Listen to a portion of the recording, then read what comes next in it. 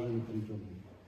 Dovolte mi vás všetkých privítať a poďakovať sa vám za účasť na tejto krásnej udalosti uvedenia knihy Panička z Lehoty od autorky Gabriely Korimovej-Pánisovej, našej rodačky. Uvedením už druhej knihy aj z nášho prostredia, prvá bola 7. generácia, autorka približuje ťažký život, ktorý hlavní predstavitelia žili pre nás už v dávnej dobe aj na území našej obce a jej okolí. Jej príbehy sú plné nekonečnej lásky, ale aj krutej nenávisti.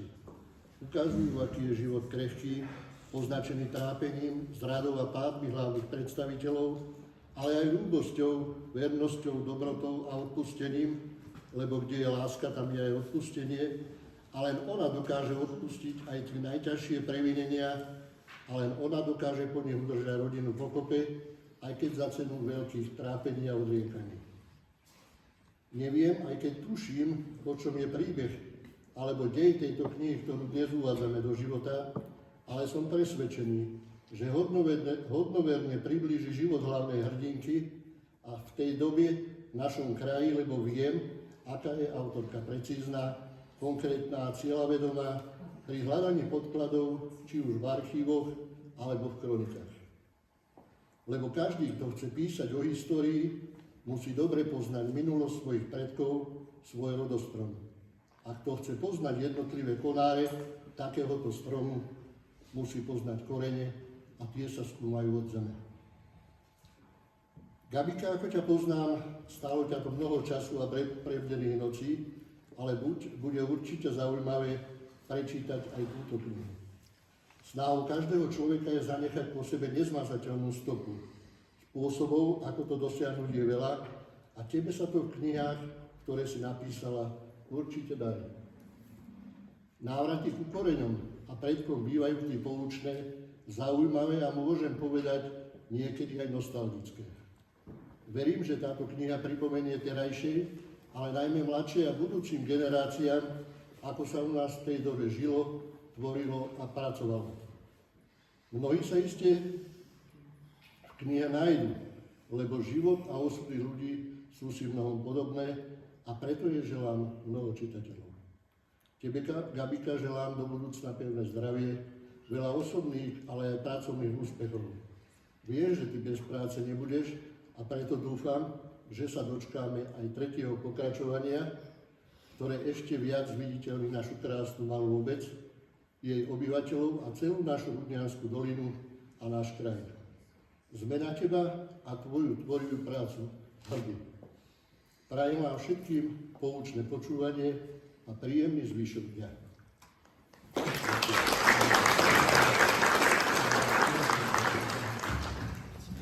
Príjemný dobrý večer aj odo mňa, prajem všetkým. Chcem sa poďakovať za pozvanie Gabike. Je mi naozaj veľkou cťou, že môžem ťa sprevádzať aj tvoju knižku, ešte čerstvú, voňavú, a aj jej prvé kroky k čitateľom v Rudnianskej Lehote, na mieste, z ktorého pochádzam aj ja. Takže ďakujem. Na úvod poviem pár slov ja o Gabike a možno o tej motivácii a budem jej dávať, ak dovolíte, otázky, ktoré zaujímajú mňa a predpokladám, že aj vás. Profesorka Gabriela Korimová študovala matematiku a fyziku v Banskej Bystrici. A neskôr, teda je to kombinácia, ktorá naozaj patrí k tým najťažším.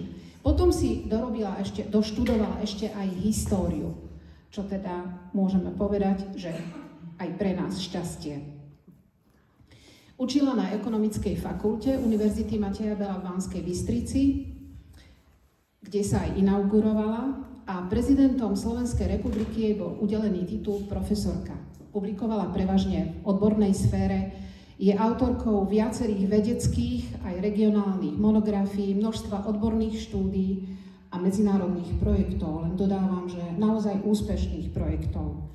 A 2 roky spolu s manželom Vojtechom Korimom žili aj tu v Rudnianskej Lehote. Mňa dokonca učil v 5. ročníku, aj mi bol triedny. Učil ma slovenčinu a históriu, a dejepis. Gabika minulý rok vydala prvú beletristickú knihu, historicko-romantický román 7. generácia o rodovej kliatbe a strastiplnej ceste mnohých generácií pred nami za šťastím, za láskou, za zmysluplným životom aj za odpustením. A dovolím si premostiť úvodnými veršami z novej knihy práve k jej druhému počinu. Odpustiť. Kúzelný dar človeka často sa nedá, sám nevie ako. Pritom voľba neľahká, odveká. Bo vedomie a bolestné vnútrosť, aby plachtička biela, nečistá. Žitie pomedzi prsty uteká. Minulý rok vám sľúbila, že sa postaví sem s novou knihou. A teda tento sľub vám dnes splní. Ponúka vám svoj druhý historický román, tentoraz situovaný na Hornú Nitru, do Rudnianskej doliny, konkrétne alebo zvlášť do Rudnianskej Lehoty. Ja by som sa teda chcela spýtať Gabika, prečo si sa rozhodla zobraziť náš región? Čo predchádzalo tomu napísať o tomto regióne a o tejto dedine knihu? Môžem aj bez. Budete ma hádam počuť? Ešte, ak dovolíte, a ja vás osobne všetkých tu z celého srdca vítam, rodinu, priateľov, blízkych, starostov z okolitých obcí, ktorí si našli čas, aby sem prišli a o ktorých sme v obciach som niečo aj tu naznačila. Takže veľká vďaka, že ste prišli na túto našu spoločnú udalosť.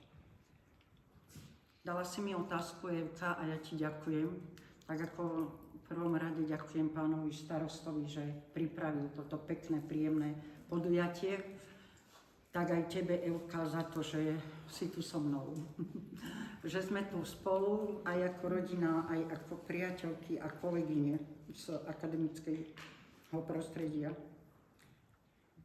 Dala si mi otázku, že čo ma inšpirovalo. Už v Lani, ako bolo povedané, som slúbila, že panička z Lehoty, aj keď som neprezradila ešte vtedy možno názov, sa rodí niekde v hlave, v počítači, v archívoch, hlavne Bystrického a potom aj Bojnického. A nejak sa mi to podarilo. Prečo? Tá inšpirácia má viacero koreňov. Naozaj som chcela dodržať slovo, ale hlavne som chcela trošku tak aj inou formou zviditeľniť náš, počujete ma? Tak radšej takto, zviditeľniť náš región. A Horná Nitra, Ponitrie, Horná Nitra, alebo povodie Belianky, rieky, potom smerom cez Bojnické háje, všetky obce, ktoré tu na okolí poznáme, si to zaslúžia. Viaceré obce už máte svoje tie monografie. Hej. Viem, že v Rudne sa pripravuje seč, z tej som aj čerpala, dokonca som si dovolila dať do prílohy obrazovej aj jeden typický kedysi domček, ktorý oni uviedli v tej ich monografii. A tak tá druhá moja túžba, alebo taká nádej, že možno posmelím viacerých, aby aj oni skúmali nielen vlastné rodostromy, ale aj možno to širšie územie a zázemie, ktoré ich formovalo, ich predkov a aj dnešnú generáciu, súčasnosť. Takže toľko. No ale úprimne povedané, najviac som chcela splniť túžbu našej maminky.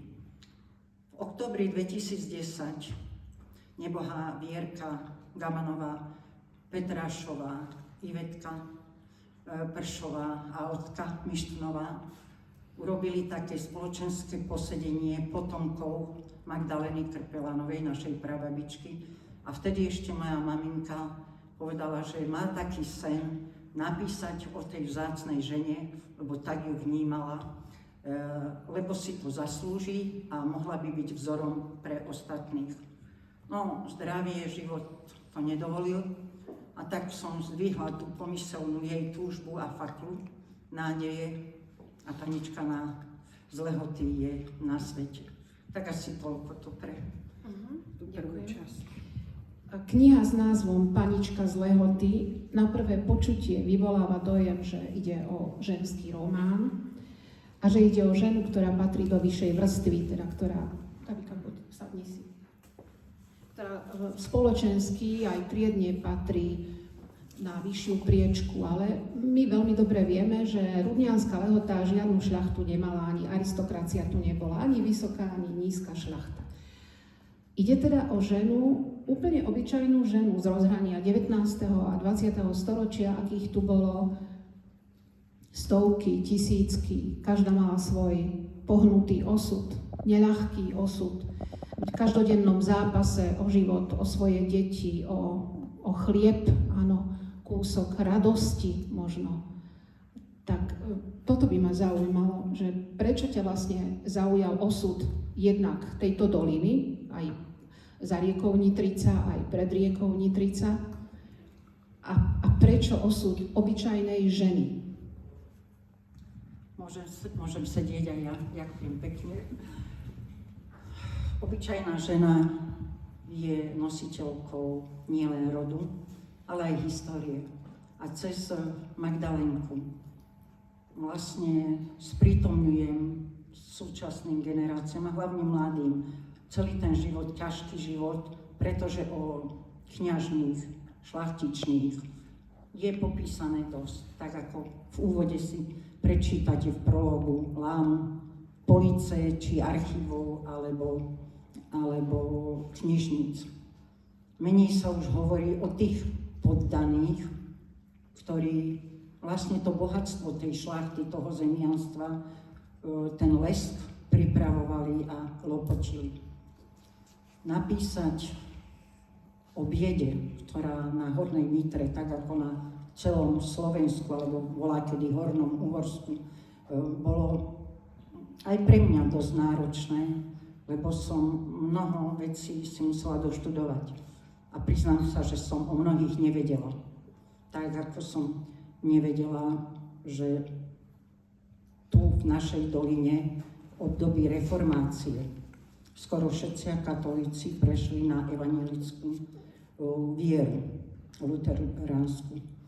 A v časoch po reformáčnom sa väčšina vrátila nazad ku katolíckej. Ale taká zvláštnosť je tu. Nedá sa pri tejto knihe nespomenúť rod Divéky, zakladateľa Blažeja. Už tam potom sa dočítate, to už je taká moja fixia beletristická, že som si nie v archíve, ale v mojej mysli tam predstavila takú veštbu, že on bude zakladateľom veľkého rodu, lebo v podstate som vychádzala z toho, že naozaj bol zakladateľom rodu Divekyovcov, Rudnianských, Ujfalovší v Diviackej Novej Vsi, v Kostolnej Vsi takisto, v Seči, Liešťany až po Valasku Belu.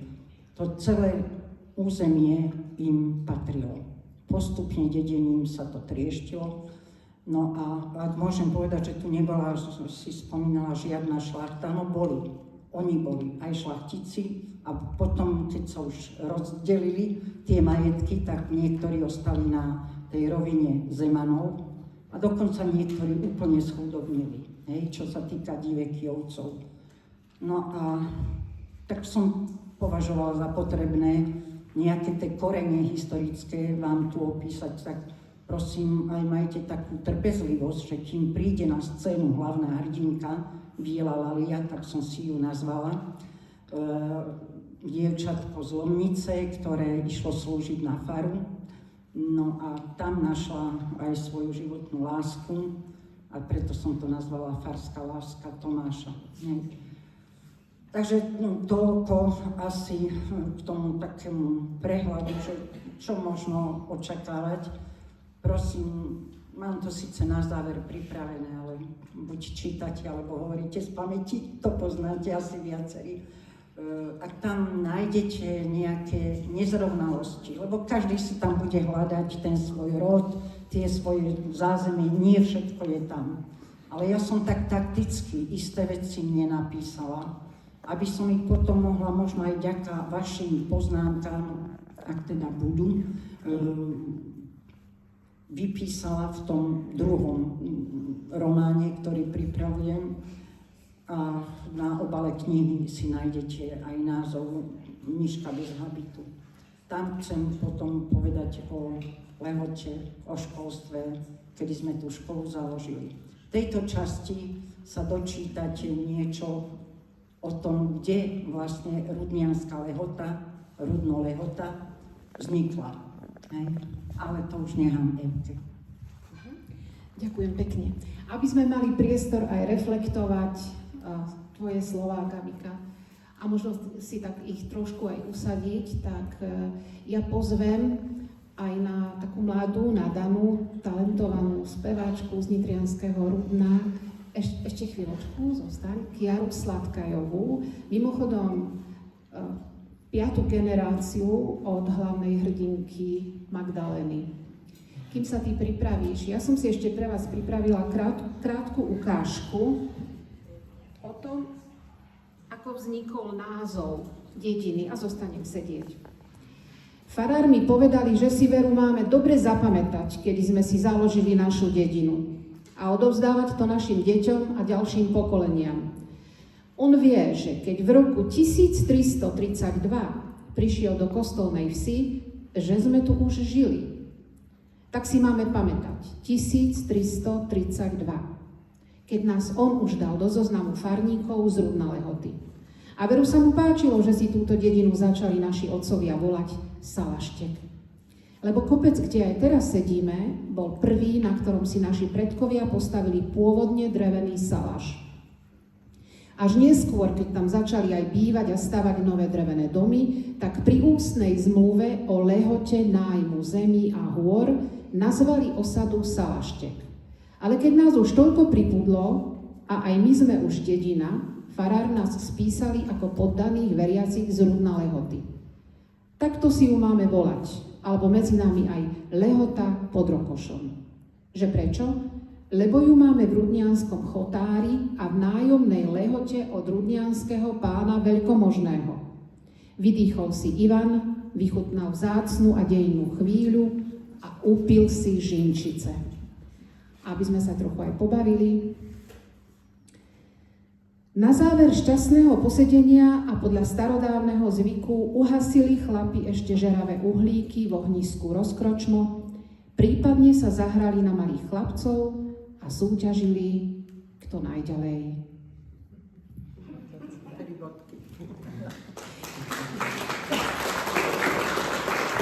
A teraz poprosím Kiaru Sladkajovú a jej pieseň, teda pieseň v jej podaní Chalúbka.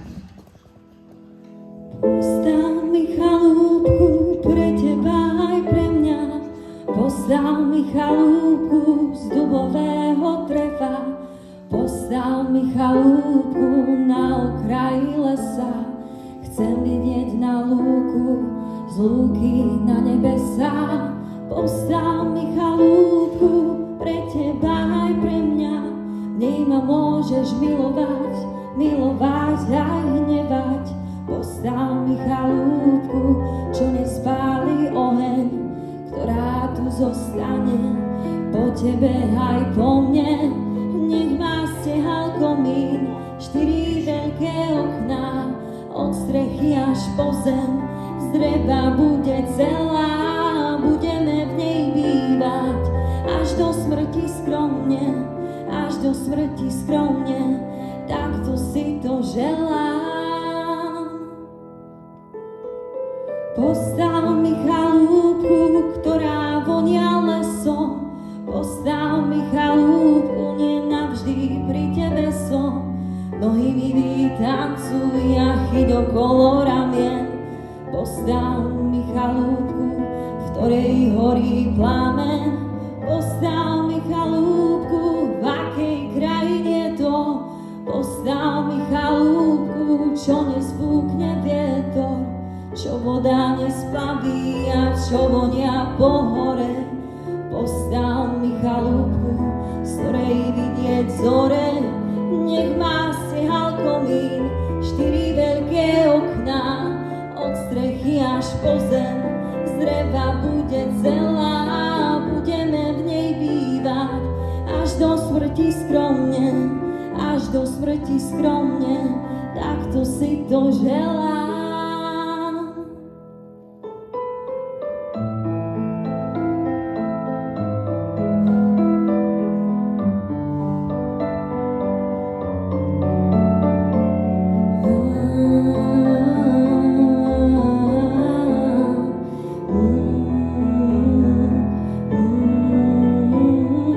Nech má siehal komín, 4 veľké okná, od strechy až po zem.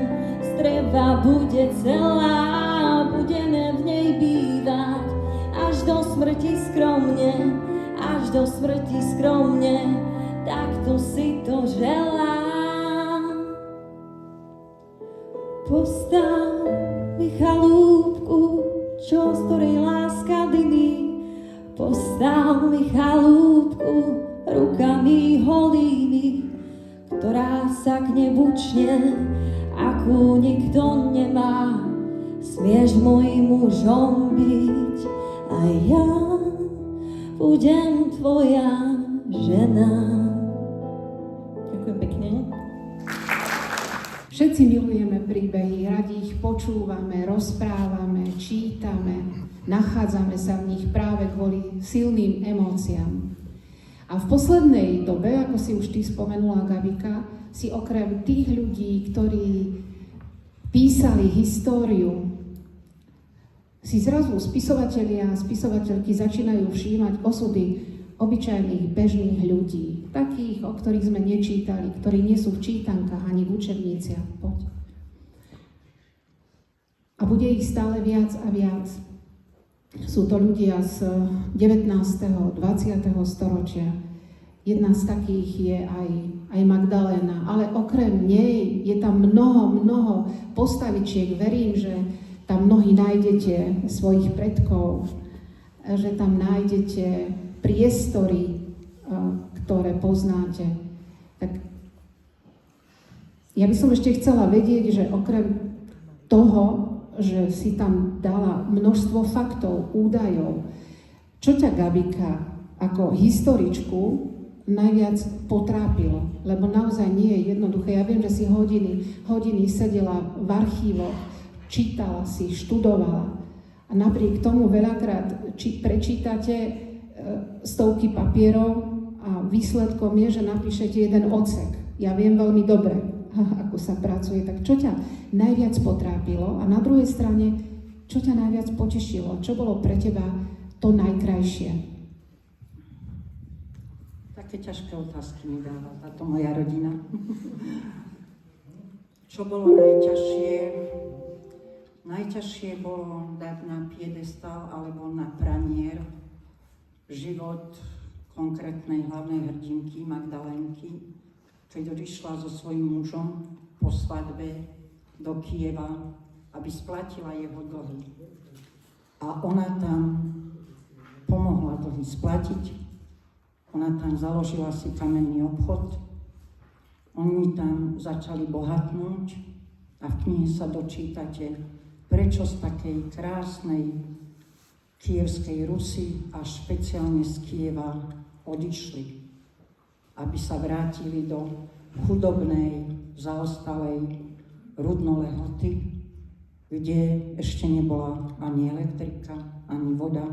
Dokonca tu boli postavené len 2 kamenné domy. V jednom oni bývali a jeden je tu dole, volali ho do Vargov, alebo do Pánisov, alebo Modrý dom, ktorý sa stal symbolom aj magnetky v Rudnianskej Lehote. Ten prvý, ktorý potom kúpila Magdaléna Krpelánová s Tomášom, je už zbúraný a je tam dnes pod Brezou pohostinstvo. Takže naozaj toto bolo také najťažšie, ukázať, že ako im vlastne osud nadelil, že prišla o prvého syna Jožka. Že to bolo kruté a napísať o svojom pradedovi pravdu, to boli niekedy, ale cez neho som ukázala, že každá druhá žena bola doma bitá, plakala, preto aj tá veštba Blažeja a Divekijovcov hovorí okrem iného o tom, že ženy v tvojom rode a na tvojich majetkoch budú plakať a prúdy rieky zaplnia, pretože ich túžba po majetku, túžba po láske, túžba po rodine ako takej, túžba potom zničiť tú biedu okolo seba a vytiahnuť svoju rodinu trochu vyššie, čo sa Magdaléne v istom okamihu podarí, tak to bolo také najťažšie. No a čo bolo zase plus?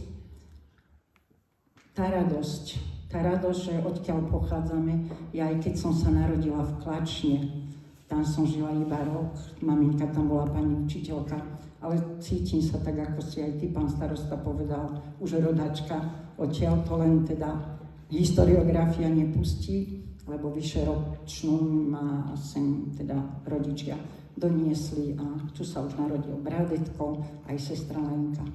Takže som Lehoťanka a to je radosť, že hádam trochu Lehoťancom, aj Rudňancom, aj Liešťancom, aj celým z doliny dám možno taký cez históriu, cez beletriu, ich prevediem dejinami tohto nášho regiónu. Tak nenápadne, ako v prvej knihe sa mi to trochu podarilo, lebo reakcie sú častokrát aj také, že viacej sme sa dozvedeli o dejinách Novohradu, lebo 7. generácia je prioritne tam orientovaná, Gémer, Malohont, ako sme sa naučili v škole. Tak ak aj v tejto knihe, panička z Lehoty, nájdete kus vašej histórie, to bude pre mňa najväčšia odmena.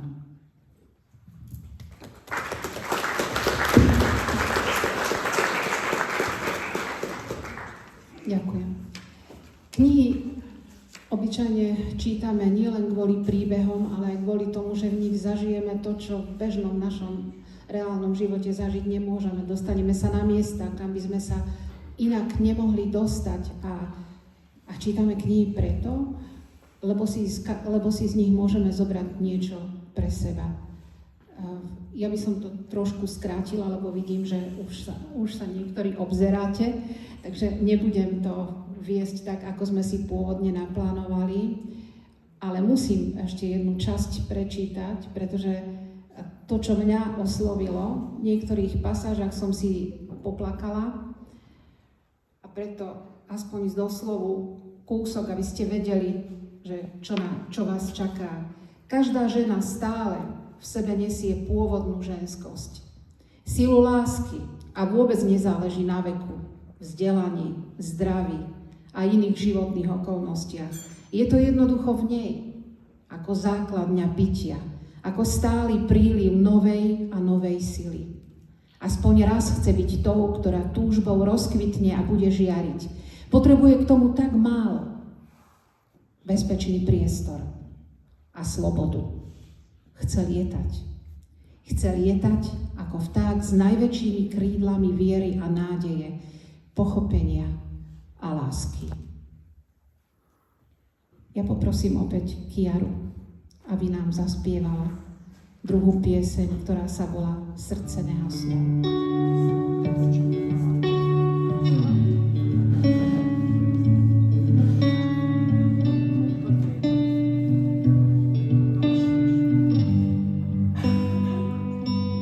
Někdy se ví, co Bůh chystá a že se nedají stihnout všechna místa, ale je to dobrák a altruista. Vždyť mi dal tebe domov přístav a v něm si ty celý můj svět. Laskavá náruč i zběsilý let a kolem nás hudba jedna z těch krás. Kdy pozádek běhá mráz, vždyť víš, srdce nehasnou. Ale může se stát, jak častokrát, začnu se bát, pak nesmíš to vzdát. Na všechny svých cest má jediná, svítím ti dám. Co když strhne mě proud, pak musíš plout, mít z vavřínu boj a na něm neusnout. Na všechny svých cest má jediná, svítím ti dám. A teď už cítím, jak sprintuje čas, ještě než usnu, chci slyšet tvůj hlas, a zůstane věčný i těch pár chvíl, kdy zpívala ze všech svých sil, že kožínek tvůj je tuhý jak kmen. Stromy však dorostou, nezapomeň, ale v korunách vedou tisíce trás. Na konci každé zejdem se zas, vždyť víš, ztráce nehasnou. Ale může se stát, jak častokrát, že začnu se bát, tak nesmíš to vzdát.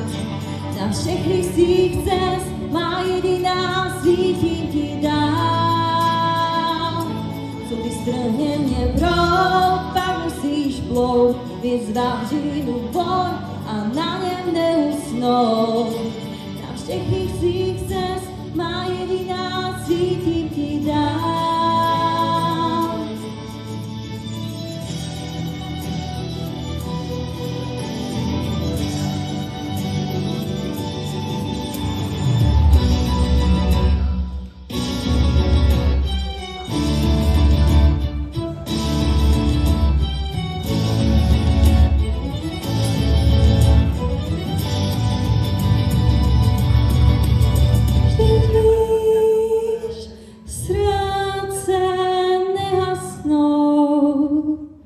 Ale může se stát, jak častokrát, že začnu se bát, pak nesmíš to vzdát.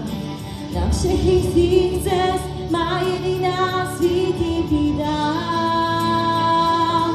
Co když strhne mě proud, pak musíš plout, mít z vavřínu bor a na něm neusnout. Na všechny svých cest svítím ti dám. Někdy se ví, co Bůh chystá. Ďakujeme, to bola Kiara Sladkajová. Možno nejaké gény, neviem, veď Magdalena bola speváčka, rada spievala, takže niečo sa možno na teba prenieslo. Ja chcem ešte povedať na záver, že v tejto knihe sa dočítate všeličo.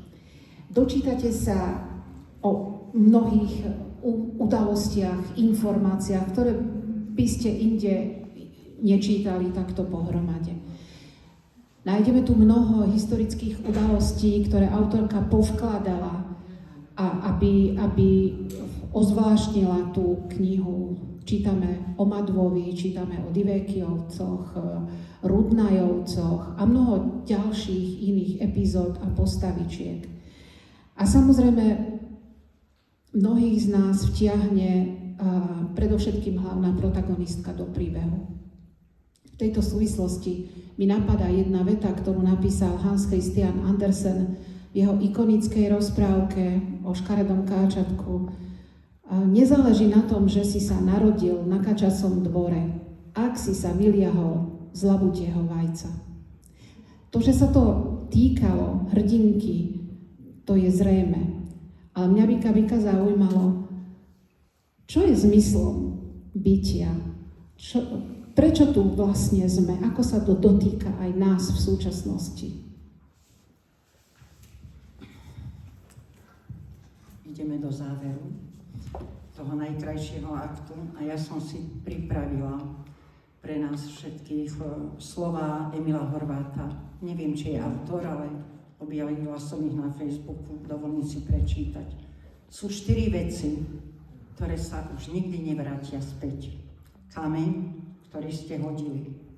Slovo, ktoré ste vyslovili. Príležitosť, ktorú ste využili alebo nevyužili. A čas, ktorý vám uplynul. A ja viem, čo je hodený kameň. Viackrát ma zabolal. Aj sila a príležitosť.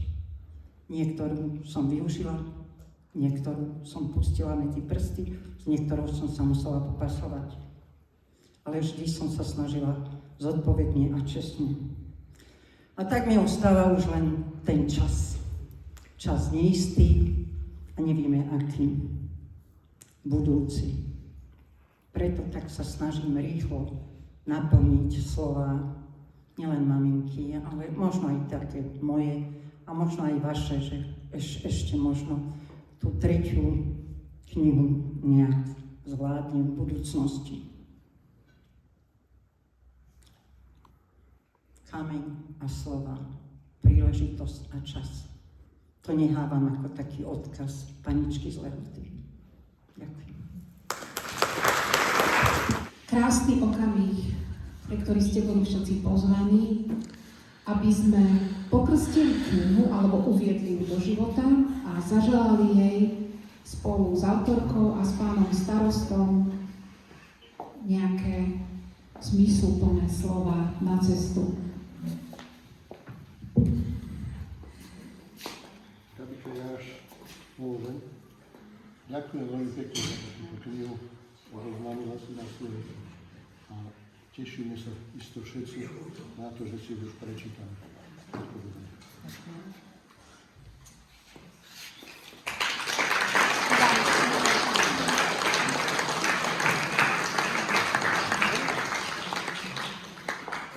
Je mi cťou ináč, že môžem teda pokrstiť túto knihu, ale ja som si predsa len pripravil takú trošku zvláštnosť.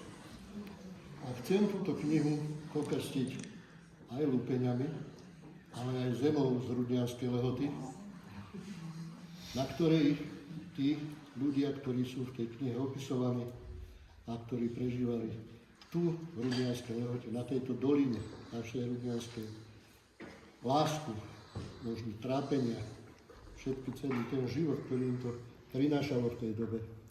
Odpustenie, to všetko krstím hlinou z našej obce.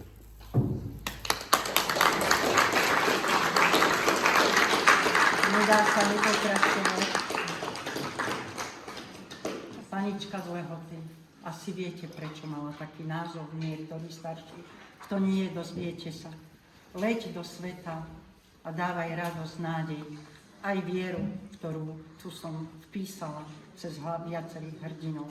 A už potom len, tak aby bolo, ešte aj to. A ja ti želám, Vero, želám spokojných čitateľov, ktorí budú ďalej rozprávať o existencii tejto dediny a skvelých ľuďoch a veľa radosti na tejto ceste.